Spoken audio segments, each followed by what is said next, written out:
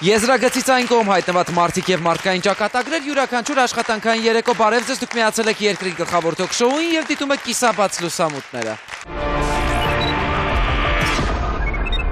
2012 թվականի փետրվար ամսին Արաբկիր բժշկական կենտրոնի հարակից տարածքում հայտարարություններին ավելացավ ևս մեկը. «Շտապ վաճառում եմ իմ երիկամը։ Ես 44 տարեկան եմ, առողջ եմ, արյան կարգը երկրորդ դրական։ Անալիզները գերազանց։ Վաճառում եմ կնոջս օպերացիայի համար»։ Հայտարարության հեղինակը 46-ամյա Արսեն Ավետիսյանն էր։ Ինձ զանգեց Փարվանյան Էդգարը, պարմնավեցինք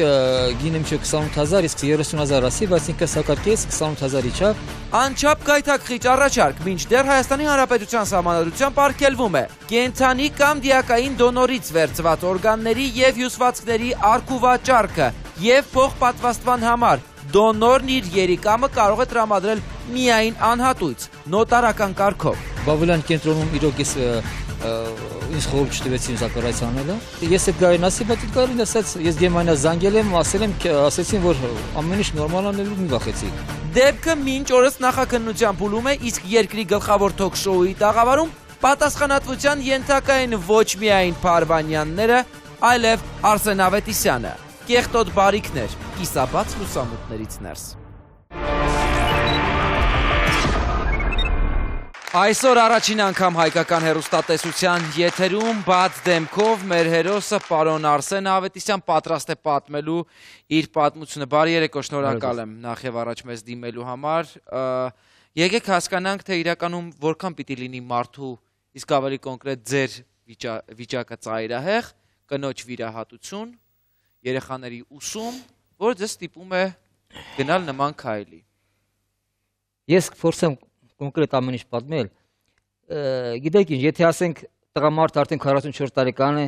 եւ տուն ասենք կնոջ խնդիրներ կա, երեխաների չես կարողանում ուսումի տաս կամ բուժման հարցեր կա, ես մտածում եմ, էլ տղամարդ ապրել իրավունք չունի։ Ես գյուղում աշխատում եմ, ունեմ հողամաս, ամեն ինչ ունի, խաղողա, ծիրանը, բայց այդ գումարները ուտելու փողը չի երիքում դաժե։ Ասեմ, որ 86 թվականից ես ոնց է ձեզ մոտ միտքը հղացել, մանավանդ եթե դուք գիտեք այն մասին, որ սա ուղղակի անօրինական արարք է, սա ուղղակիորեն անթույլատրել։ Գիտեմ։ Էլ եմ ասում,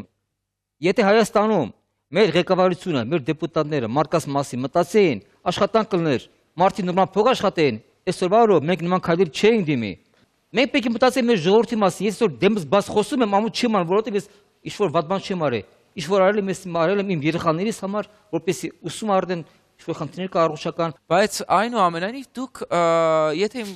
հիշողությունը չի դավաճանում, այնպես չի, որ ամբողջ կյանքն ապրել եք Հայաստանի Հանրապետությունում։ Այո։ Այնպես որ կարող եք հանգիստ քննադատել նաև այն կառավարությանն ու իշխանություններին, որտեղ որ դուք եք ապրել, մանավանդ որ ձեր կինը ազգությամբ հայ չի։ Ճիշտ է, լավ։ Դուք եկել եք ձեր հայրենիք այնուամենայնիվ այնտեղ վատ լինելու պատճառով։ Ես 86 թվականից ապրում եմ Կազանում, ես զրոյից իմ ձեռքերով սարքել եմ շատ ընտիր տուն, մինչև մայր տունս էլ կանդ է, ես 2001 թվականին մենակ եկել եմ մորս պատճառով, որ մերս իմանդ էր, միայն այդ պատճառով։ Երիկամից հրաժարվելու հիմնական պատճառը որն էր։ Ես արդեն ասի, երեխեքիս տուն խնդիրներ կար, կնոջ մոտ առողջական խնդիրներ կար, որը որ աշխատավարձ չի կարող լուծել, մորի գործ չկար ընդհանրապես, միայն մեր հողի աշխատանքով ես չի կարող ընտանիք պայի։ Ու ստիպված սենց ոսանցած արդեն շատ փորձեցի, որ իմ տաներս ծախեմ Ռուսաստան, այնը չի ստացվում։ Լավ, եթե դուք գիտեք, որ հայկական շուկայում ձեր երիկամը բնականաբար ավելի էժան պիտի լիներ, քան Ռուսաստանի Դաշնության շուկայում կամ Եվրոպայում կամ Ամերիկայում։ Ինչու եք գնահատել ձեր երիկամը $30,000։ Ասեմ, նախ երիկամը կոնկրետ գին չունի ոչ միտեղ։ Որովհետև ես դա կներեք իհարկե ոչ մեքենայում ծախում, ոչ էլ մեկ ուրիշ տուն եմ ծախում։ Դա մի այնպեսի բան է, որ ասենք 1000-ից մեկը որ նման անխելքություն է, պարզ եմ ասում։ Որտեվ ինչ որ ասում են Հայաստանում 10,000-ը չէ երիկամը, այդ ծախ կցոցի է, խափոցի է։ Նորմալ մարդ կոպիտ ասած, այդ բան չի անի։ $30,000 սա ձեր ծախսն է եղել, այսինքն անհրաժեշտ գումարը երեխաների ուսման համար եւ ես պրոստիմ սխալներ, որը չգնացի Մոսկվա, որովհետեւ ինձ զանգեցի մի քանի հոգի նորմալ տղեկ էին, ճիշտ ասած, խնդրում են ուղղակի եկեք ստե մինչև 50,000-ը կտանք։ Հետո այդ հենց թարս այդ օրերը ինձ զանգեցին Փարվանյանները։ Փարվանյանները մեր դեպուտատ Մարկոսյան Վրեժի հարազատներ են։ Ճիշտ է, Մարկոսյան Վրեժի այդ գործի մեջ ոչ մի կապ չունի, բայց Փարվանյանները ինձ իրավունից կոսորասած դա վերաստեղծեցին։ Եվ ես միակ սխալ բանը արեցի, որ ես գնացի Բաբլոյան կենտրոն, ես ընդ ինձ մերժեցին, ասեցին, որ չի կարելի, կարող է հնարավոր է տաշկը վնասվի։ Շատ լավ, եկեք հասկանանք դուք Ես սխալս դա էր, որ չլսեցի դա։ Եկեք հերթականությամբ հասկանանք, դուք գնում եք Բաբլոյան կենտրոն, հայտարարությունը փակցնելից հետո, երբ որ հերթական զանգն է լինում, արդյունքում ունեք հաճախորդ, այսպես ասած։ Հակար, ընդեք արդեն միաժամանակ սա одновременно էլ սա տենց։ Թե ինտերնետով, թե սենց Ինչ խնդրանքով եք դիմում Բաբլոյան կենտրոն։ ասեմ, երբ որ արդեն մենք հանդիպեցինք Փարվանյան Էդգարին տապարանից, դե սկսեցինք արդեն դոկումենտները ֆորմի տանել, անալիզներ տվեցինք ու սկսեցինք արդեն գնալու պատրաստություն տեսնել։ Անցավ մի ամիս, երկու ամիս, ու սենց դերում որ փող չեն տալի, հետո այն մարդի չեն էլի, ես մեկ ուրիշ մարդ ճարեցի, պարզ եմ ասում, գնացինք Բաբլոյան կենտրոն, ու դե տեսան ինձ աշկը տեսան, որ այդ մի աշկը չկա պրոթեզա,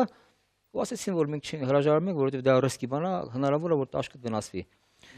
Ու այդ րոպեին նորից էլ Փարվանյանն Էդգարն զանգում, բա քեզ խափում են, մեր բժիշկները ինչ են հասկանում, մենք զանգել են Գերմանիա, անդե ամեն ինչ։ Տիկին Նազարյան, ես կխնդրեմ մեզ միանալ մի անգամից զրույցին, հասկանալու համար, թե իրականում ինչի դեպքում կարող են հրաժարվել փոխպատվաստում կատարելը եւ ինչն է իրականում այստեղ եղել հրաժարվելու պատճառը, մերժելու։ Եթե իմ հիշողությունը չի ներում, դուք մոտեցել եք մոտապես 2-3 տարի առաջ, հա? 2 տարի մոտ։ Այո, 2 երևի 3 տարի առաջ եւ եթե չեմ սխալվում, ձեր երիկամը վաճառելու խնդրանքով։ Նու տարվել է զրույց, որ դուք չեք կարող վաճառել ձեր երիկամը, պարզ ես հստակ հիշում եմ։ Ճիշտ է։ Եվ նաև նկատեցի, որ դուք ունեք տեսողության խնդիր։ Եվ իրեն բացատրեցի, որ դա ըստ էությամբ սխալ գաղափար է, ընդհանրապես գնալ այդ քայլին, որովհետև կարող եք վաղը մյուս օր ունենալ առողջական խնդիրներ։ Այսքանը։ Դա ձեզ չի հետաքրքրել այս։ Չի հետաքրքրել է, ես այդ արդեն ասելուց հետո արդեն ատկաց կանգնեցի, ասի Փարվանյանին ասի, ես հրաժարվում եմ, դուք ինձ խաբեցիք, ես այդ մարդիկ ասում են, որ դες խնդիրներ կունենաս։ Դա արդեն սկսվեցին, արդեն պսիխոլոգիական արդեն давление меня уже արդեն խոսք ես տվել, 2 ամիս արդեն փաստաթղթերը պատրաստ է, հերս մեռնում է, եթե մեռավ քեզ կվնասենք։ Մի խոսքով իրոք այդ մոմենտը ճիշտ էր, որ փաստաթղթերը պատրաստ էր էլի արդեն գնալու, իրանք չեն կարող ուրիշ մարդ տանեին արդեն։ Շատ լավ, այս դեպքում եւս դուք ֆինանսական, այսպես առուվաճառքի բանակցություններ եք ունեցել եւ կանգնել եք կոնկրետ գնի վրա։ Ձեր հայտարարված գինը 30,000-ն է եղել, բայց իրանք 28 իջան, բայց արդեն ուրիշ հարցեր դա գնում։ Ես արդեն հրաժարվում եմ գնալը։ Քանի որ երկու հատ դատապաշտպան կար Երևանից, պարզ եմ ասում, իրանք որոշեցին իմ տանս հարցով զբաղվել Ռուսաստանում, որտեղ ընդ այդ տանս մոմենտը մի կոպիներ հաշիվան դե որ այս տունը ստախեմ։ Իսկ տունը մոտ $5 միլիոն փող է։ Իսկ ես ինգել եմ այդպես հիմարությունների հետ է, պարզ եմ ասում։ Ասի չեմ գալի, իսկ ավելա տունը ստախեմ կես գնով, կեսը կտամ ավելա զոնքանչից, ու սկսեցին արդեն մարդու գցել մեջտեղ Գերմանիայից զանգել ինձ, ընդից ոչ սենց չես կար հրաժարվես տղավարի բազարը բանել է, սենց ոչ եմ կապվելու բանով տես։ Շատ լավ, դուք ձևակերպել եք նաև փաստաթղթեր համաձայն, որի իրանք են արդեն կեղծ թղթեր արել, որ փրեսել բարեկամն եմ։ Որովհետև այլ կերպ ուղղակիորեն անհնար է, որոշակի չափորոշիչներ են պետք դոնոր դառնալու համար, դրանք որոնք են։ Այո, հատկապես Գերմանիայում դա բավական խիստ, օրենքը բավական խիստ է, դուք նաև այնտեղ անցել եք բազմաթիվ հանձնաժողովներ, ես համոզված եմ։ Եվ այո, միշտ մտել եք, որ դա անում եք անշահախնդիր երևի ձեր բարեկամին կամ հարազատին։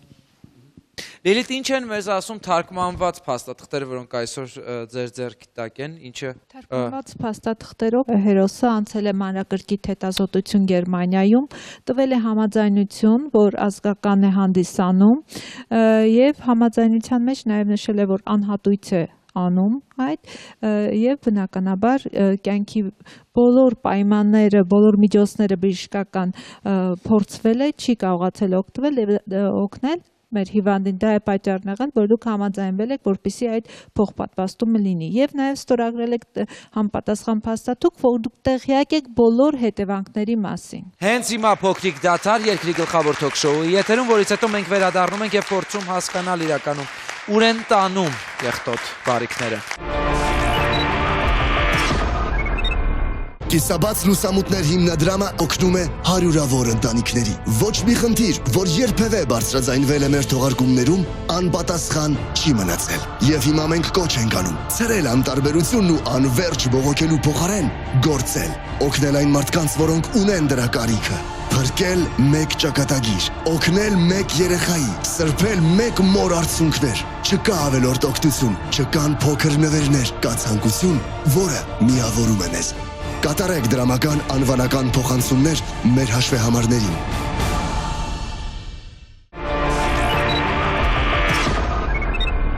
Կեղտոտ բարիքներ, կիսաբաց լուսամուտների եթերում մենք այսօր խոսում ենք մի սարսափելի թեմայի մասին, որը մինչ օրս կարծես թե շղարշով է պատված հայկական հասարակության համար։ Եվ այսպես դուք Գերմանիայում եք,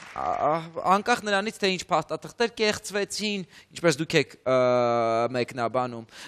պայմանավորվածությունը ոնց էր, դուք ամբողջական գումարը պիտի ստանայիք, մաս պիտի լիներ գումարը, ինչպես էին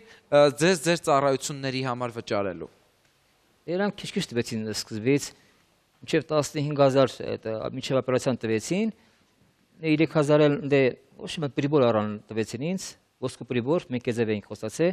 բայց դրանից ոսկու որոնելու սա։ Բայց հարցը նա է, որ օպերացիայից արդեն երկրորդ օրը հենց Փարվանյան Վրեժը իր կնոջ հետ նագլի ձևով ինձ ասում են, մենք քեզ հետ լավ կնենք այնքան ժամանակ, ինչքան որ ես լավ լինեմ։ Ու ես արդեն սկսեցին վիճել, պարկած ենք անկողնի մեջ, երև իր աստված կա, անցավ մի ժամ, իր վիճակը բացացավ։ Ու ես դրա համար ընդ խնդրեցի բժիշկներին, ասի մի հատ ինձ աչքի բժիշկ բերեք։ Ներողություն, դուք վիրահատության սեղանին անկախ օրինական է, անօրինական է, հիմա ուղղակի շուկայական հարաբերություններով եմ ուզում հասկանալ, հա, թե դա մոտավորապես ոնց է եղել։ Դուք պարկում էիք հիվանդանոց, հա, չվերցնելով ամբողջական գումարը, այնինչ արդեն հասրել էին սակարկել, դարձնելով մինչև $28,000։ Որքանն էր մինչև վիրահատություն, մինչև հրաժարվելը ձեր երիկամը։ Դաժե դագավորի մեջ կա Գերմանիայում եւ պասպորտստայում, գերմանական, որ հետագայում բոլոր բուժումները պետք է կատարեն իրանք, Փարվանյանները։ Պարզա հիմարն է վիրահատության դրության ժամանակ որքան գումար եք ստացել։ 18,000 օբշի, 10,000 պետք է ստանայի գնալու բուժումներից 6 ամիս հետո։ Ինչու։ Ճամփցած խփանը, հետո իմ մարդը ասում է այդքան գումարներ չունենք, արի կես հետո կտանք։ Հարց հետո Այսինքն դրության մեջ էիք մտել մարդկան։ Դե մարդիկ ասում են 38 տարի է դիալիզ տակա, որ փող ունենանք, այդ 8 ամիսա կօգնենք, էլի։ Հասկանում եք։ 8 ամիսը մարդ մեռ, բայց հարցը նա է, որ այս մարդ 8 տարի մեռնում էր, եւ այդ մարդուն ոչ մեկը չէր օգնում, ոչ իր հարազատները, ոչ իր տղաները։ Իսկ միակ մարդը, որ ես իրան օգնեցի, կյանք փրկեցի, այդ մարդիկ էսո գլխի սարքեցին ինձ։ Փաստորեն դուք պահանջում եք այսօր այդ $10,000, որ միայն ոչ միայն գումարը։ Այդ աշկիս հատուցը մոտ պիտի տա, պիտի աշկիս օպերացիանի։ Հենա թղթեր ձեր մոտ է, զանգի ասի Փարվանյաններ։ Ես ավել փող չեմ ուզում։ Մենակ իմ օպերացիա փողը տվեք, գնամ աշկիս օպերացիան եմ։ Դու մարդ եք թե կենթանի եք դուք։ Հենա թղթեր ընդ Մալայան կենտրոնից 325,000, շտապ պետք ինձ օպերացիա արվի։ Եմ մարդ ասում է, հերս մեռնում անչքից պետք փող տանք որ։ Քո երիկամ որը շոկնեց։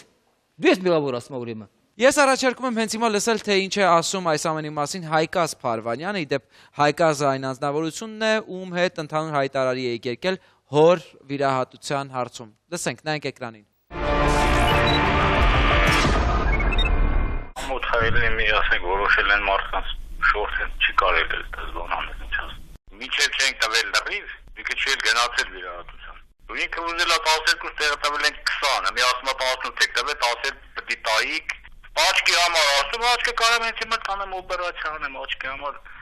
ամուտը լողակին է անհարմար դրության մեջ ադրեմ, արդյունքում ընդհանրապես բառդ խոսάει։ Դուք կոնկրետ վաճառողն եք։ Ձեզ հետաքրքրում է ձեր փողը։ Վերցրեցին ես տեսնում, ճիշտ է։ Ինչ կապ ունի այդ երիկամը կաշխատեր, չեր աշխատի, կընդուներ, չեր ընդունի, որի պատճառով ձեր չտային ին գումարը, որը որ պայմանավորվել էին։ Ինքը մտածում է, որ մենք վախենանք, որ մեր հեղինակության վրա կարող է բիծ ընկնի եւ որոշենք այդ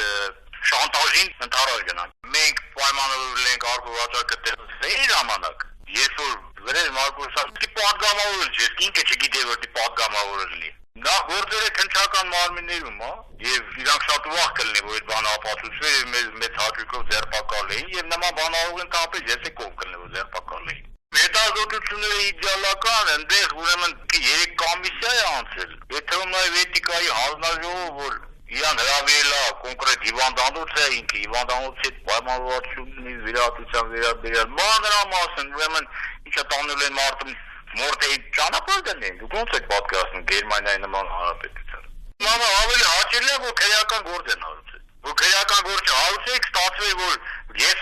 գնացին ինչ խոսացին, փակին, չփողեցին։ Սա հիշեցնեմ Հայկազի պատասխաններ ձեր եւ ձեր արածներին ու ասածներին։ Նա պատրաստ է հենց հիմա տանել ձեզ վիրահատության, ինչպես ասում էր։ Գիտեք ինչ, շատ կներեք իհարկե։ Եթե նա այդքան նորմալ տղա լիներ, ես թե չի հայտնվի այսօր։ Այդ բանը կանում մի տարի առաջ, ոչ թե սա խայտարարվենք աշխարհով այդքան վիճակի մեջ հայտնվենք։ Կամ այդ լագիշի մտածեք, սա վտալեմ։ Ես 2 կապիկ փող ընտվեի ինձ։ Հետագա բուժումներ պետք է իմ հաշվին գնայի, Գերմանիա բուժվեի։ Հասկանում եք։ Եվ ամենակարևորն է, որ 2 օր, ես միշտ չլսեցիք ինձ, 2 օր անցավ որ օպերացիայից հետո ցավ տանեմ, ես ասի աշկի բժիշկ բերեք։ Աշկի բժիշկն եկավ, ինձ հասկացեցի այդ կոմպյուտեր տոմոգրաֆիա եւ ասացին, աշկդ իդեալն է, ոչ մի խնդիր չունես։ Անցավ 1-2 ամիս հետո նույն զգացի որ արդեն աշկս կուրանում է։ Հասկանում եք։ Ես զանգել եմ իրան, տղավարի խնդրել եմ, գանք հանդիպենք տղավարի հարցեր ուտել պայնատով էլի, մարդավարի ձևով։ Ես քեզ չեմ ճանաչում, ասում, դու ով ես։ Բայց մարդը ո՞ց խոսեմ ես։ Այնովա, այն որ ինքը ամոթ չի անում, դա արդեն պարզ է որ միակ մարդը որ իր կյանքը փրկեց, որ կյանքը փրկեց, որ նման բաներն անում, այն մարդիկ ամոթ աբուր չունեն։ Եվ ամենակարևորն է որ իրանք արդեն պարզ եմ ասում, ոստիկանության հատկապես կարևոր գործերի քննչական վարչության պետի տեղակալ Հակոբյանի հետ արդեն հարցեր լուծել են եւ Ադամյանի հետ քննիչ։ Երակապացը մեծ իմաստ է, որ արդեն հարցեր սա լուծել են։ Դրա համար ձեւ աշխարհին խոսում է։ Ասեմ ինչի համար։ Ուրեմն Հակոբյանը վերջերս մտա իրա մոտ ասի ինչի հիման վրա մինչև այսօր դուք չեք հարուցում քրեական գործ աշկից մոմենտով որ դիտավորալ աշկս սանաման կուրասրեցին դա դիտավորալ արեցի իմացա որ այզևել էլ ուտարան ինչի համար մինչև այս դուժող չեմ մինչև հիմա ես որպես վկա եմ հանդիսանում ինչի համար կամիսա չեմ ասում մինչև հիմա ինչի համար տոմոգրաֆիան Գերմանիայից մինչև հիմա չեմ բերում դիտավորյալ Հակոբյանը ասում է ոչ եմ գործ հարուցել ենք լավ իմացի sense կոպիտ ձևով Բայց լավ մացի որ էդի դատարան չի հասնի, բարձ եմ ասում։ Իրա խոսքերը խոսում, մեկ ասու գալիս դեմս Հակոբյանի դերն ասեմ։ Լավ, սա կոնկրետ օրինակ է, որով մենք ուշադրություն ենք հրավիրում նաև այն ամենին, ինչ կոչվում է սև շուկա։ Եվ գաղտնիք չէ, որ սև շուկա յուրաքանչյուր երկիր էլ այս առումով ունի։ Որքանով է այն ազդեցիկ կամ որքանով է այն կայացած Հայաստանում, դա դեռ հարց է, այնուամենայնիվ դեռևս չէ լուսաբանված հարց։ Եվս մեկ աղմկահարույց պատմություն, որը ուշադրություն հրավիրեց հասարակության եւ լրատվության միջոցների կողմից, նայենք էկրանին դրան մասին մանրամասն մի քանի րոպեից։ Իմ ընտանիքի հետ տեղի ունեցած դեպքը ինձ լուրջ մտորումների տեղիք է տալիս, որ Հայաստանում գործում է մարդու օրգանների առուվաճառքի մաֆիա։ Հիվանդանոցում համաձայնությունը տվել էր, որպեսզի հեռացնեն միայն կիստաները, բայց առանց իրեն հետ համաձայնացնելու հեռացրել են նաև ուրեմն արգանդիր հավելումներով եւ միաժամանակ անփույթորեն կարել են մեծածորանը։ Մեծածորանի կարը այլևս հնարավոր չէ վերականգնել, քանի որ այն երկար ժամանակ չաշխատելուց կորցրել է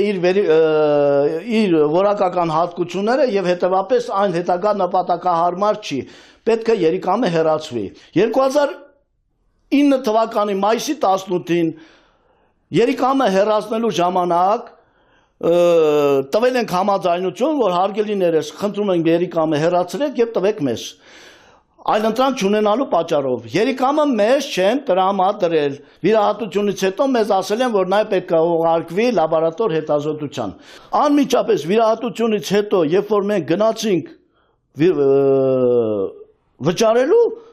պարզվեց, որ մեր փոխարեն վճարել է գլխավոր բժիշկը։ Մեր փոխարեն տրամադրելով կեղծ պետպատվերի ուղեգիր։ Ինչի համար, եթե ոչ լռելու նպատակով։ Քրեական գործի քննությունը չավարտված քաղաքացիով դատարանը վճռակայացնել, որի իրավունքը չուներ։ Քրեական գործը հարուցվել է 2010 թվականի հունիսի 8-ին։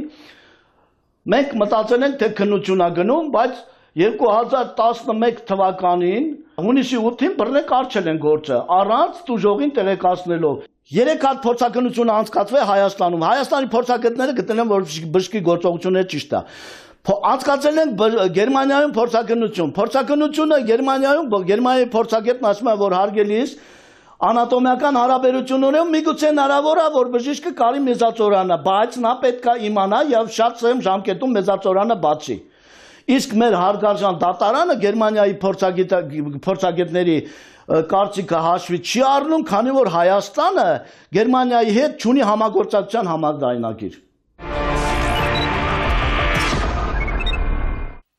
Սա հիշեցնեմ տարիներ առաջ աղմուկ հանած պատմություններից մեկն էր։ Այս պայն Կարապետ Կարապետյանը, որին մենք ուզում էինք հրավիրենք, տաղավար գտնում է Ռուսաստանի Դաշնության մայրաքաղաքում Մոսկվայում աշխատանքի բերումով եւ նա եւս պատրաստ էր այսօր տարիներ անց բարձրաձայնելու այս ամենի մասին, անկախ նրանից, որ առողջապահության նախարարը նույնիսկ այս դեպքի առնչությամբ հանդես եկավ պաշտոնական հայտարարությամբ։ Եղավ նաեւ դատական վճիռ, հայցը մերժված է պարզապես։ Անհիմր որպես։ Ես ներկայացնեմ մեր տեղավորում ներկա գտնվող լրագրողին Աստղիկ Սուքիասյան, Իրավունք թերթից, բարի երեկո Աստղիկ։ Բարի երեկո։ Հարցը կարծում եմ նաև ձեր ուշադրության կենտրոնում է եւ արժե դրա մասին բարձրաձայնել։ Իհարկե արժե, ես նշեմ, որ 2013 թվականի հունվարին դեռ այս դեպքին անդրադարձան լրագրողները եւ Դերնիկ Դումանյանը հրապարակավ ասուլիս հայտարարեց եւ նշեց, որ չկա նման բան։ Հիշեցնեմ, որ մեղադրվում էր Մարգարյանի Հիվանդանոցի գլխավոր բժիշկ պարոն Օկոևը, որ նա սև մաֆիայով է, այո, զբաղված Հայաստանում, ինչը պաշտոնապես Դերնիկ Դումանյանը հերքեց։ Դա հերքել էր նաեւ Օկոևը։ Այս խնդրի վերաբերյալ իրոք պետք է նշեմ, որ ցավոտ խնդիր է, որովհետեւ հայաստանյան պայմաններում ոչ միայն հայաստանյան պայմաններում է առկա այս խնդիրը, այլ Սա առաջին դեպքն է, երբ բաց դեմքով մենք տեսնում ենք անձնավորություն, որը վաճառք է կատարում, սա առաջին անգամ է Հայաստանում հեռուստատեսային եթերում ընդհանրապես։ Սա ինչ է, ըստ բոլորին եմ հարցը ուղղում, հա? Սա այնպես չէ, որ բացառվում է մեզ մոտ վիրահատությունները, այնպես է, որ շատ մարդիկ կան, որոնք գումարից, ինչ-ինչ պատճառներով ուղղակիորեն հրաժարվել են սեփական երիկամից, բայց դրա մասին երբեք չեն բարձրաձայնել, շատ լավ բոլորն էլ քաջ տեղյակ գիտակցելով, գիտակից լինելով այն մասին, որ դա քրեորեն պատժելի արարք է։ Ես կխնդրեմ մեզ միանա նաև պարոն Թումասյանը։ Շնորհակալություն։ Ես ուղղակի մի քանի իրավական ակնարկ ներկայացնեմ։ Հայաստանի Հանրապետությունում եղել է մեկ քրեական գործ, որի շրջանակներում գործառուցվել էր տրաֆիկինգի հոդվածով 6 տուժողով, երբ որ Հայաստանի Հանրապետությունում հավաքագրում էին անձանց, տեղափոխում էին Շրի Լանկա եւ այնտեղ իրականացնում էին երիկամի հեռացում։ Դա հաստատված փաստ է, մենք ունենք այդ գործով մեղադրական դատավճիռ, որը ավարտվել է։ Ես առաջարկում եմ հենց այդ դեպքի մասին դիտել նաև մեր գործընկերների Երկիր մեդիա հեռուստաընկերության պատրաստած տեսանյութը, որից հետո մենք միասին կշարունակենք քննարկումը, նայենք էկրանին։ Ֆինանսական ծանր վիճակի պատճառով որոշեցի վաճառեմ երիկամս։ Գնացի Արաբկիր բժշկական կենտրոն, որ մարդ գտնեմ, ում որ երիկամի դոնոր է պետք։ Մի քանի հիվանդի հետ խոսեցի, բայց հիվանդանոցում հրաժարվեցին ինձ վիրահատել։ Ասեցին միայն ազգականները կարող են դոնոր լինել, ու որ Հայաստանում էլ վճարովի դոնորությունն արգելված է։ Հուսահատված տուն եկա, բայց մի որոշ ժամանակ անց մի մարդ զանգեց, ասեց, որ անունը Սերգեյ է։ Իր ծանոթներից մեկին էլ փրկելու համար երիկամի դոնոր է հարկավոր։ Հանդիպեցինք։ Ասեց, որ վիրահատությունը Շրի Լանկայի Կոլոմբո քաղաքում են անելու։ Ինձ էլ դրա համար $10,000 կվճարեն։ Ես էլ ստիպված համաձայնվեցի։ Բայց ամենից հետաքրքրական է, որ հաջողվեց բացահայտել նախաքննության ընթացքում, դա թերևս հենց Սերգեյի կյանքի պատմությունն էր։ Մինչ սեփական զոհերին հավաքագրելը պարզվում է, Սերգեյ Հովսեփյանն ինքը ժամանակին ենթարկվել էր օրգանների առքուվաճառքի։ 1987 թվականին ծնված Սերգեյ Հովսեփյանը ծնունդով Վանաձորից էր։ Կուտակված պարտքերն ու կարիքները հոգալու մտորումները նրան հուշում են երիկամը վաճառելու ապօրինի ուղին։ Սերգեյը սկսում է երիկամի դոնորներ փնտրողների հայտարարություններ որոնել ինտերնետային կայքերում։ Սերգեյը ասեց, որ իր բարեկամների համար երիկամ է պետք։ Նրանք պատրաստ են $10,000 վճարել։ Վիրահատությունը կատարվելու էր Շրի Լանկայում։ Բոլոր ծախսերը իրենք էին հոգում։ Ինձ մեծ գումար էր պետք։ Մտածեցի դրանով իմ կարիքները հոգամ։ Հաջորդ օրը գնացինք հանրապետական հիվանդանոց։ Հետազոտվեցի, բոլոր վճարումները Սերգեյն էր անում։ Հետո ասաց, որ հետազոտության արդյունքները ուղարկվելու են եւ կսպասի պատասխանին։ Մի քանի օր հետո զանգեց ու ասեց, որ ամեն ինչ նորմալ է։ լիստեում հայտարարություն էի գրել։ Սերգեյը ասաց, որ իր բարեկամի համար անհրաժեշտ է երիկամի դոնոր եւ նրանք պատրաստ են ինձ վճարելու $10,000։ Ավելացեց, որ վիրահատությունը պետք էր տեղի ունենալ Շրի Լանկայի Հանրապետությունում, հետո ինձ տարավ հետազոտությունների, մի 3 օրից էլ զանգեց ու ասաց, որ ամեն ինչ նորմալ է եւ պետք է տոմսերը ուղարկեմ, որ գնամ։ Հենց սրա մասին էր խոսքը, մենք նաև հնարավորություն ունեցանք դեպքի անմիջական մասնակիցներին լսելու։ Այո, հենց այս դեպքի մասին էր, որի շրջանակներում մենք արդեն նաև ձևավորեցինք դատական պրակտիկա։ Եթե անդրադառնանք կոնկրետ այս դեպքին, ես համամիտ եմ հաղորդավարի հետ, որ մի քիչ անլրջություն կա ձեր ասածների մեջ։ Եթե դուք ունեք $500,000 արժողությամբ տուն Ռուսաստանի Դաշնությունում եւ այս ձեր շրջագայությունը հիվանդանոցներով տևում է 2-3 տարի, այդ 2-3 տարվա ընթացքում երևի թե հնարավոր կլներ այդ տունը վաճառել եւ նմանատիպ հարցի առջև չկանգնել։ Ես չէի ուզում այս ձեբանչանեի ծախ այդ տունս։ Խնդիր կար ընդ տունը ծախել, փողապետ, կատվակատապետ, բայց ես օրով ես տունը խնդիրներ ունեմ տանեկան, ես այդ գումարը որտեղ ճարի $10,000։ Գիտեք ոնց, տրաֆիկինգի հոդվածը ունի վիճակի խոցելիության օգտագործմամբ այդ հանցագործությունը կատարելը, բայց այդ վիճակի խոցելիությունը ինքը պետքա դեռ հիմնավորվի եւ ապացուցվի։ Եվ եթե անձի պարագայում այդ վիճակի խոցելիությունը չի հիմնավորվում, տրամաբանական գործը կկարճվի։ Շատ ճիշտ նշվեց, որ օրգանների եւ կամ հյուսվածքների փոխպատվաստման մասին օրենքը արգելում է օրգանների առք ու վաճառքը Հայաստանի Հանրապետությունում եւ տվյալ պարագայում կան նաեւ համապատասխան պատասխանատվության հիմքեր։ Իհարկե ոչ վաճառողին։ Արգելվում է, բայց հետաքրքիր հարց է, որը ես ուզում եմ բարձրացնել միայն կոմերցիոն դադարից հետո, ով պիտի անի այս ամենի վերահսկողությունը։ Մեզանից յուրաքանչյուրը կարող է բժշկական հաստատության պատերին հայտարարություններ փակցնել ու Աստված չանի նույնիսկ սկսեն որսալ այս ամենի վերաբերյալ։ Փոքրիկ դադարից հետո մենք գալիս ենք հասկանալու համար, ով է պատասխանատու այս ամենի համար։ Երկրի թիվ 1 թոք-շոուն բացել է իր դռները բոլոր նրանց առջև, ովքեր օգնության, սեփական պատմությունները, խնդիրները եւ կարծիքները բարձրաձայնելու կարիք ունեն։ Բոլոր նրանց, ովքեր խճճվել են կյանքի բարդ իրավիճակներում։ Բոլոր նրանց, ովքեր հուսահատվել են։ Առաջին աշխատավարձով դու ինչ ես գնել։ Քուրիկիս համար մի բան կա մաքուր մեղր։ Ում կյանքը իրականության ու ստի մարտադաշտ է դարձել։ Մենք պատրաստ ենք օգնել։ Պոլիգրաֆ սարքի միջոցով ճշմարտությունը բացահայտելով 99.9%-ով։ Եվ բոլոր նրանք, ովքեր ցանկանում են հենց տաղավարից հետևել իրադարձությունների զարգացմանը։ Ես ուզում եմ օլիգարխ ուսուցիչ դառնամ։ Մասնակցել նկարահանումներին, ունենալ հնարավորություն հենց տաղավարում արտահայտել սեփական կարծիքը, կարող են զանգահարել մեզ եւ գրանցվել։ Բոլորին երջանկություն, goodbye։ Իսաբաց լուսամուտներ։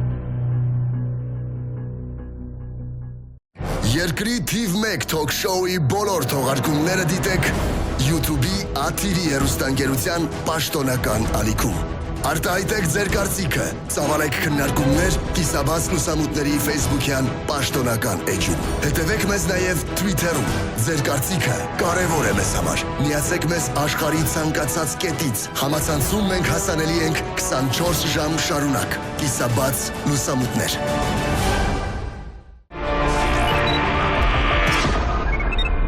Դուք դիտում եք Կիսաբաց լուսամուտները, շնորհակալություն բոլորին ուշադրության համար, մենք վերադառնում ենք։ 2012 թվականի փետրվար ամսին Արաբկիր բժշկական կենտրոնի հարակից տարածքում հայտարարություններին ավելացավ եւս մեկը. «Շտապ վաճառում եմ իմ երիկամը։ Ես 44 տարեկան եմ, առողջ եմ, արյան կարգը երկրորդ դրական։ Անալիզները գերազանց։ Վաճառում եմ կնոջս օպերացիայի համար»։ Հայտարարության հեղինակը 46-ամյա Արսեն Ավետիսյանն էր։ Ինձ զանգեց Փարվանյան Էդգարը, պարոնավեցինք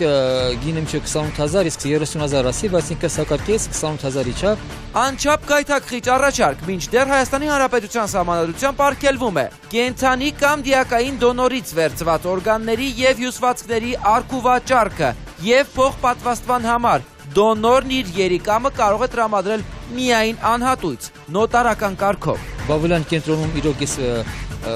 ինձ խորհուրդ չտվեցին օպերացիա անելը։ Ես այդ գարին ասի, բայց այդ գարին ասաց, ես Գերմանիա զանգել եմ, ասեցին, որ ամեն ինչ նորմալ անելու մի վախեցի։ դեպքը մինչ օրս նախաքննության փուլում է, իսկ երկրի գլխավոր թոք-շոուի տաղավարում պատասխանատվության ենթակա են ոչ միայն Փարվանյանները, այլև Արսեն Ավետիսյանը։ Կեղտոտ բարիքներ, կիսաբաց լուսամուտներից ներս։ Եվ այսպես, Տիկին Նազարյան, եւս մեկ անգամ վերադառնալով ձեզ ու ձեր բժշկական կենտրոնին, ինչի։ Որովհետև, տեսեք, որ երրորդ դեպքն է, մենք հասկանում ենք, որ ամենը կամ տեղի ունենում բժշկական կենտրոնի պատերի ներսում, առանց բժշկական կենտրոնի, համենայնպես ոչ մի նման ինֆորմացիա մենք չունենք, բուժ անձնակազմի մասնակցությամբ բոլորը բուժ կենտրոնից հրաժարվում են, բայց այնուամենայնիվ կամ բուժ կենտրոնի տարածքում, կամ դրան հարակից տարածքում է տեղի ունենում այն ամեն ինչ կոչվում է անօրինական վաճառք օրգանների։ Ես հիմա մեկնաբանեմ ձեր ասածը։ Բանը կայանում է նրանում, որ Հայաստանում Արաբկիր բժշկական համալիրը միակ կենտրոնն է, որտեղ կատարվում է երիկամի փոխպատվաստում։ Եվ ընդհանրապես Հայաստանում կատարվում է միայն երիկամի փոխպատվաստում ազգակից դոնորներից։ Եվ որևէ մեկը, եթե այդպիսի մտադրություն ունի, անկախ նրանից ունի ինքը առողջական խնդիր եւ ուզում է փոխպատվաստվել եւ ունի երևի թե ֆինանսական խնդիր եւ ուզում է ինչ-որ ձևով լուծում տալ այդ ֆինանսական խնդրին, դիմում է մեր կենտրոն, պարզ է։ Ինչ վերաբերվում է Արսենի հայտարարություններին, ես կարող եմ ասել, որ այդ հայտարարությունները անմիջապես պատերից հանվեցին երևի 2-3 ժամվա ընթացքում, որովհետև դա մեծ աղմուկ բարձրացրեց, Այսինքն 2 ժամվա ընթացքում Արսենը մի քանի ժամվա ընթացքում, նույն ինքը չեմ կարող հաճախորդների նման բազա ունենա։ Ես չեմ կարող ասել իրան։ Ես չեմ կարող ասել ինքը որտեղից է գտել իր հաճախորդը։ Ամեն դեպքում չեմ կարծում, որ մեր կենտրոնի միջոցով։ Համենայն դեպս այսօր մենք ունենք էլեկտրոնային բազմաթիվ լրատվական եւ վաճառքի այսպես, հա, կայքեր, որտեղ դուք կարող եք ձեր հայտարարություն տեղադրել եւ որևէ մեկի համար այլևս դժվարություն չի ներկայացնի։ Եթե դուք տակ պոյեսկ, այսպես ասած, գնում եմ երիկամ կամ վաճառում եմ երիկամ կամ ռուսերենով, դուք կբերեք հազարներով հայտարարություն է լինում։ Մենք հենց այդ խորհուրդը ձեր, ինչպես ասում եք, որոնեցինք, տեսնենք թե ինչ է այսօր որոնողական համակարգը առաջ բերում համացանցում, երբ դուք որոնում եք նման հայտարարություններ։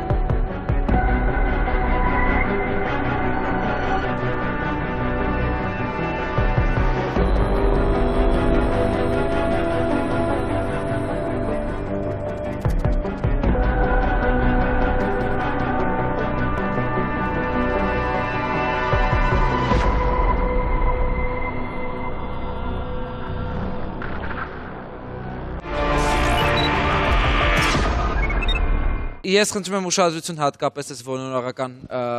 հոդվածների մեջ 17-ամյա չինացի տղան, որը իր երիկամը վաճառում էր iPad գնելու համար։ Եվ վաճառել էր, որքան էլ որ զարմանալի էր։ Մի iPad-ի գնով, իսկ դուք ինչերից եք խոսում։ Խնդրեմ Տիկին Նազարյան։ Ես ունեմ որոշակի հարցեր մեր այսօրվա հերոսին։ Ես ուզում եմ իմանալ ձեր կինը ինչ խնդիր ուներ առողջական եւ արդյոք լուծվեց այդ խնդիրը ձեր այդ քայլին գնալուց հետո։ Տանավ, այո, ոչ թե միակնոջ, սա երեխաների խնդիրներ կար, այո, հարցերը արդեն լուծվել է։ Ամենակարևորը, որ այսօր որվել է, քննիչները ամեն ինչ անում են, գործը գնա տուպիկ։ Այս Գերմանիայից այս իմաստի տոմոգրաֆիան արդեն ապացուցում է, որ օպերացիայից հետո աշկդ իդեալներ, խնդիր չուներ։ Իսկ հիմա Հակոբյանն ասում է, աշկդ հնարավոր չի, ասում է, որ երիկամից վնասվեր։ Խնդիրն այն է, որ դուք կատարել եք հանցագործություն, ներողություն, որ, հա, ես ձեզ շատ ուղիղ եմ ասում։ Եվ այսօր բողոքում եք, որ ձեզ հետ հավասար ձեր հանցախմբում ինչ-որ մեկը ձեզանից մի քիչ ավել կամ մի քիչ պակաս է ձեզ խաբել։ Բայց իմ հանցագործությունը ո՞րն է։ Դուք օրենքից Ես հասկանում եմ օրենքից, բայց հարգելի ուղղակի մի հարց ես տամ, եթե կարելի է։ Հասկացա ես։ Նախաքննությունը հիմա իրականացվում է այս Այո, բայց ամեն դուք հիմա որ նստել եք նախաքննության տվյալները հրապարակում, դա արդեն նույնպես քրեորեն պատժել է։ Քրեական օրենսգրքի 342 հոդվածը ուղղակիորեն դրա մասին նախատեսում է։ Դուք երևի իրավական անիրազեկվածության հետևանքով անընդհատ իրականացնում եք գործողություններ, որոնք իրոք ընկնում են քրեական օրենսգրքի ազդեցության տակ։ Դուք դեսպանատուն մտել եք, դեսպանատուն կեղծ փաստաթղթեր ներկայացել եք, որ առնվազն հանդիսանում եք մերձավոր ազգական այդ անձի հետ, որպեսզի գնա Գերմանիա վիրահատություն իրականացնելու։ Փաստաթղթերի կեղծելը նույնպես հանդիսանում է քրեորեն պատժելի։ Եվ տվյալ պարագայում, երբ որ դուք ասում եք քննիչների գործողություններն են, քննիչները հիմա գտնվում են այն իրավիճակում, երևի թե, որ իրանք տեսնում են տարբեր հանցագործությունների համակցություն եւ պետք է այդ ամբողից այդ աջաբսանդալից հասկանան ինչա ստացվում։ Դուք հիմա մեղադրում եք մի կողմին անտեսելով ձեր արարքները։ Չէ, այսօր մեղադրանքները պատասխան տալ, բայց ես գիտեմ, որ ես որ թե լսեմ մի րոպե ինչ եմ ասում, թե Հակոբյանն ինչ էր ասում։ Նա պարզապես ասում է, կոմիսիան ձգձգում են չեն ուղարկում, Երևանի այդ Գերմանիա տոմոգրաֆիան չեն բերում, որ ամենակարևոր ապացույցն է։ Այսօրվա օրով ինստարանի միջալոց կոմիսիայի առողջապահական նախարարությունում մտել եմ կոմիսիայի, մարդիկ հավաքվել են, այդ րոպեից զանգում են գլխավոր բժշկին։ Ու всё, ձգձգվեց մինչև այսօր ձգձգվում է։ Ու ինձ Հակոբյանը պարզապես ասում է, մենք ոնց էս մարդու հանդեպ մի քանի հոդված հարուցենք։ Չենք ասում մարդուն չենք տանը գնդակը հարել, մի բանի արել է։ Հասկանում եք։ Ու իրանը խնդում ասում է։ Ներողություն, բայց մեր հանրապետությունում կա սահմանված պատիժ, չէ՞ ձեր արարքի համար։ Այն որ դուք այսօր կատարած հանցագործությունը նստել եք, խոսում եք դրա մասին, դա այլ հարց է, բայց այնուամենայնիվ դուք չեք ընդունում ձեր մեղքի չափաբաժինը։ Դուք դա արդարացնում եք սոցիալական որոշակի պայմաններով։ Համաձայն եմ։ Բայց դա չի նշանակում, որ պետք է ասենք ես ինձ հանցակորդ բանան ճանաչեմ։ Ինչ համար։ Հենց հիմա դադար, որից հետո մենք վերադառնում ենք եւ մի քանի րոպեից գուցե փորձում հասկանալ իրար լեզու այստեղ։ Երկրի թիվ 1 թոք շոուի բոլոր թողարկումները դիտեք YouTube-ի ATV հեռուստաընկերության պաշտոնական ալիքում։ Արտահայտեք ձեր կարծիքը, ծավալեք քննարկումներ Կիսաբաց լուսամուտների Facebook-յան պաշտոնական էջում։ Հետևեք մեզ նաև Twitter-ում։ Ձեր կարծիքը կարևոր է մեզ համար։ Միացեք մեզ աշխարհի ցանկացած կետից։ Համացանցում մենք հասանելի ենք 24 ժամ շարունակ։ Կիսաբաց լուսամուտներ։ Երկրի թիվ 1 թոք շոուն բացել է իր դռները բոլոր նրանց առջև, ովքեր օգնության, սեփական պատմությունները, խնդիրները եւ կարծիքները բարձրաձայնելու կարիք ունեն։ Բոլոր նրանց, ովքեր խճճվել են կյանքի բարդ իրավիճակներում։ Բոլոր նրանց, ովքեր հուսահատվել են։ Առաջին աշխատավարձով դու ինչ ես գնել։ Քուրիկիս համար մի բան կա մաքուր մեղր։ Ում կյանքը իրականության ու ստի մարտադաշտ է դարձել։ Մենք պատրաստ ենք օգնել։ Պոլիգրաֆ սարքի միջոցով ճշմարտությունը բացահայտելով 99.9%-ով։ Եվ բոլոր նրանք, ովքեր ցանկանում են հենց տաղավարից հետևել իրադարձությունների զարգացմանը։ Ես ուզում եմ օլիգարխ ուսուցիչ դառնամ։ Մասնակցել նկարահանումներին, ունենալ հնարավորություն հենց տաղավարում արտահայտել սեփական կարծիքը, կարող են զանգահարել մեզ եւ գրանցվել։ Բոլորին երջանկություն, goodbye։ Կիսաբաց լուսամուտներ։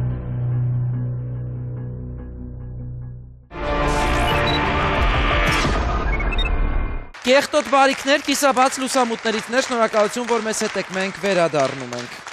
Եվ այսպես պարոն Հարությունյան, լսում եմ ձեզ։ Անկեղծ ասած, այս ամբողջ պատմության մեջ ինձ երկու շատ կարևոր ասպեկտ է, որ շատ է հուզում։ Նախ, սոցիալական խնդիրները բերվում է մի հարթակի վրա, որտեղ դեռևս դրանք քննարկման համար բավարար հիմքեր չկան։ Այսինքն, տեսեք ինչ է կատարվում։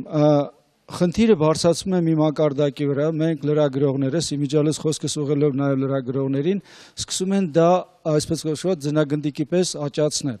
Շատ ճիշտ է, երբ որ սոցիալական խնդիրը բարձրացվում է եւ լրագրողները պետք է անպայման անդրադառնան ու դա դարձնեն հանրային սեփականություն, բայց այստեղ շատ կարեւոր է հաշվի առնել, թե ինչ նյութ է տալիս։ Մեկ եւ արդյոք հակառակ կողմի լսելու կարիքը չկա։ Այսինքն այն պարագան, որ պարոն Մարկոսյանն է այստեղ խառնված, դա դարձավ որպես մեղ լրագրողների համար, այդ թվում եւ մեր։ Եվ այդ քննարկման ժամանակ այն նյութերը, որ դուք տրամադրում եք, այն նյութերը, այն ամեն ինչը, որ դուք ասում եք, դա դեռևս բավարար չի, որպեսզի կարողանալ հանրության որոշակի շերտեն։ Գիտեք ինչ, այսօր հասարակությունը իսկապես սոցիալապես շատ սրված է։ Ավելացնել այդ սրվածությանը եւս մեկ կաթիլ, չեմ կարծում, որ այս բարակայում։ Դուք ինչ եք կարծում, սոցիալական անապահով շերտը վազելու է սրանից հետո երիկան վաճառելու։ Այո, ավելի քան համոզված եմ։ Որովհետև եթե մենք այստեղ տեսնում ենք որոշակի ելք, երբ որ մարդը քիչ թե շատ իր սոցիալական խնդիրները կարողացավ լուծել, բնական է, որ լինելու են այն թույլ մարդիկ, որոնք չունեն այսօր ցավոք սրտի Հայաստանի Հանրապետության բնակչությունը չունի բավարար իրավաբանական։ Պարոն Հարությունյան, ձեզ լսելով անկեղծ ասած ներողություն հարգում եմ ձեր աշխատանքը եւ տարիների փորձը, բայց դուք արդեն որոշակիորեն սահմանում եք գրաքննություն հեռուստատեսության համար, ինչը եկեք համաձայնեք, որ մեր հանրապետության օրենսդրությամբ արգելված է։ Գրաքննություն եւ լրագրողական էթիկան դրանք տարբեր հարթություններ են։ Հիմա մենք խոսում ենք գրաքննության մասին եւ որը չի գալիս դեպի էթիկան։ Մենք խոսում ենք լրագրողական էթիկայի մասին։ Իմիջիալից անդրադառնալով հրա ձեր ասացին, որ հպարտությամբ, ինչպես դուք նշեցիք, որ տեսեք քաղաքացին բաց դեմքով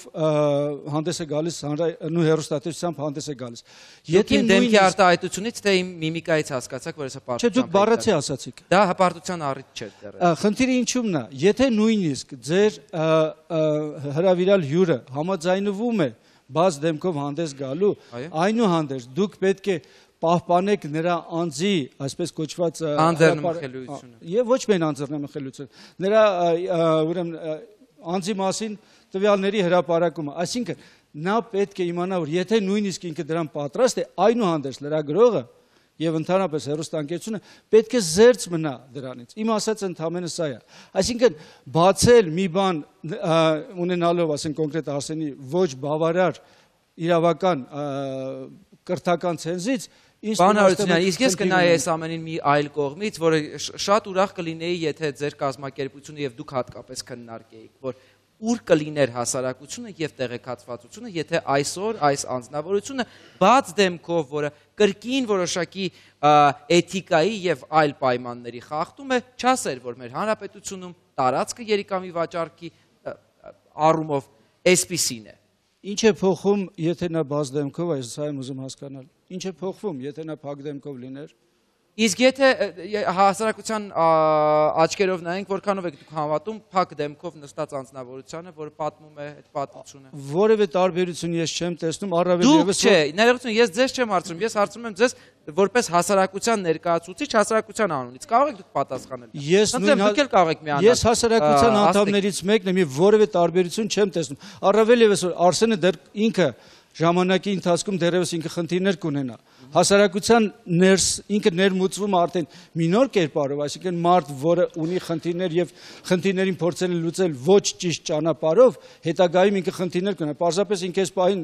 ինձ թվում է, որ ոչ բավարար չափով է դա գիտակցում։ Շնորհակալ կներեք իհարկե Արսեն։ Ես կցանկանայի նշել, որ հասարակությունը առհասարակ փակ դեմքով, դիմակով անձանց թերհավատորեն է ուղղակի մոտենում։ Ինքս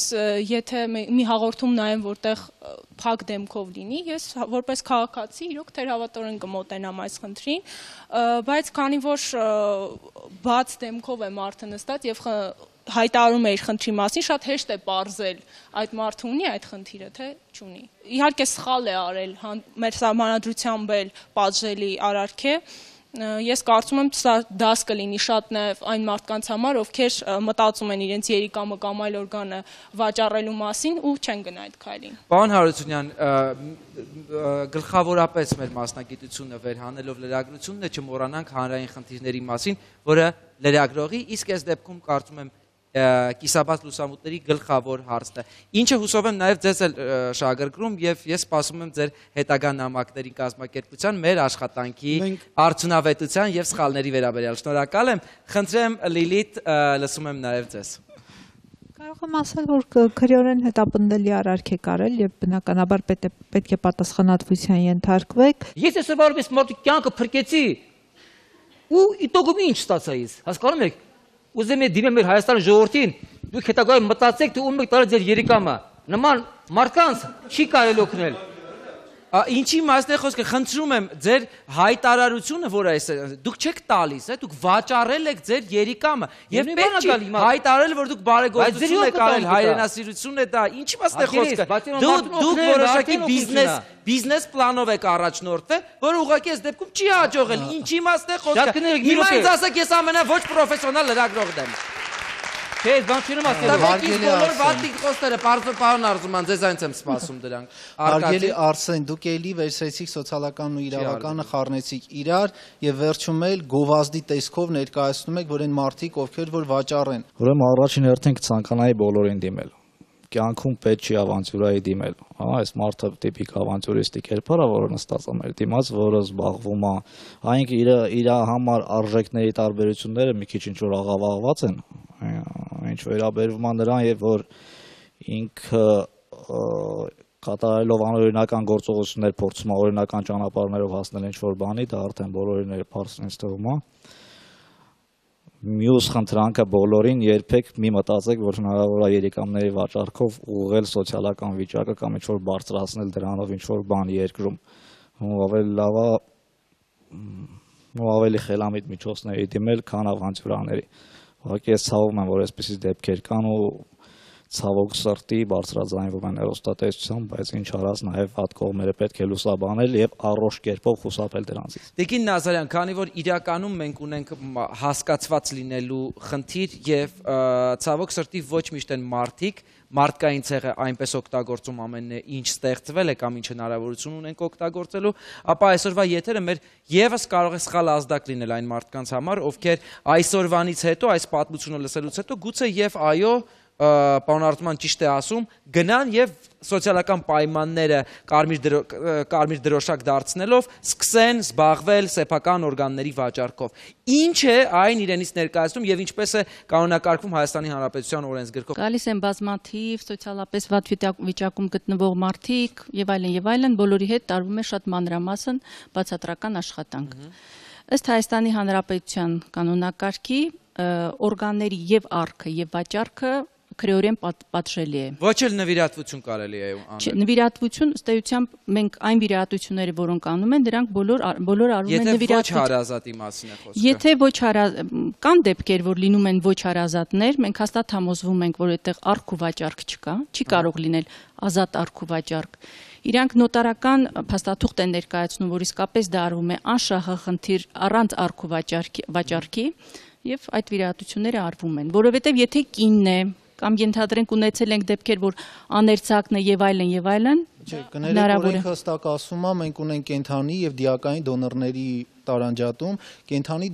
դոնորների պարագայում հստակ ասվում է, որ միայն մերձավոր ազգականների պարագայում, ընդ որում զույգ օրգաններից մեկը, այսինքն եթե ի սկզբանե դա կենտ օրգան է, դա չի փոխպատվաստում, եթե ինքը մերձավոր ազգական չէ, չի փոխպատվաստում։ Դիակային դոնորների պարագայում արդեն այդ դիակային հյուսվածքները կամ օրգանները, կախված նրանից թե մահվանից քանի ժամ է անցել, ունեն համապատասխան այդ Գիտեք, ինչ եթե կինն է, նա չի հանդիսանում մերձավոր ազգակից, բայց օրենքը դա չի։ ԿԿԳ մարմիններում գրանցված է։